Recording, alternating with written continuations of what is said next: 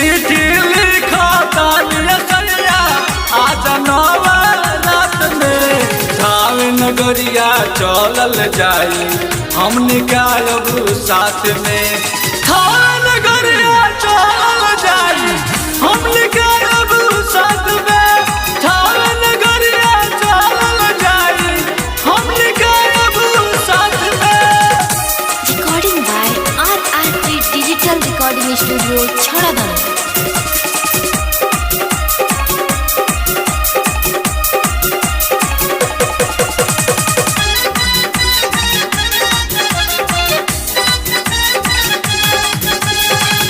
मौलिया के घरवा से फूलवा बनैनी जूही चमेली मई के हार गुथवैनी।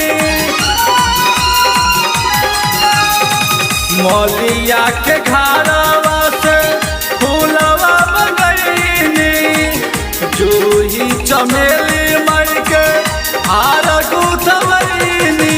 नारियल चुनरी लाइल बानी देवगंजाई जगन्नाथ में थावे नगरिया चलल जाई हम निकालब साथ में। थावे नगरिया चलल जाई हम निकालब साथ में। थावे नगरिया चलल जाई हम निकालब साथ में।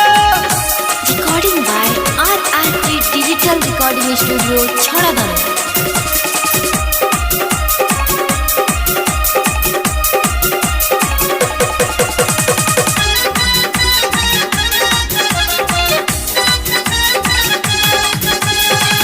बीतल साल रौरा कैनी पूजैया ए सोना ही मानव घरे आई जर सैया।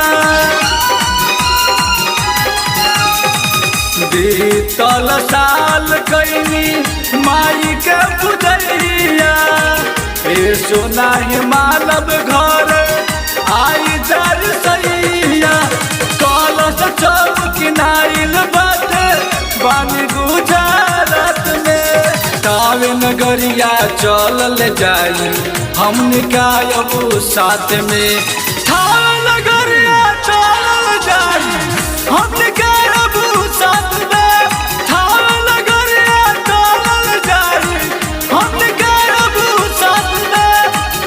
Recording by RRT digital recording studio छड़ादाना।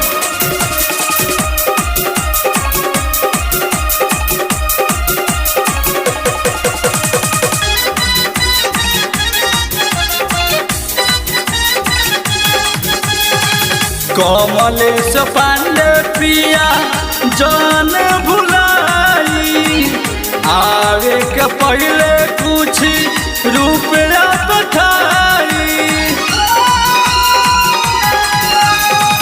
कमलेश पांडे पिया जानी भुलाई आवे के पहले कुछ रुपया पठाई। माई सरदा दिल में ललसा लागल बाटे साथ में थावे नगरिया चलल जाई हम निकालब साथ में।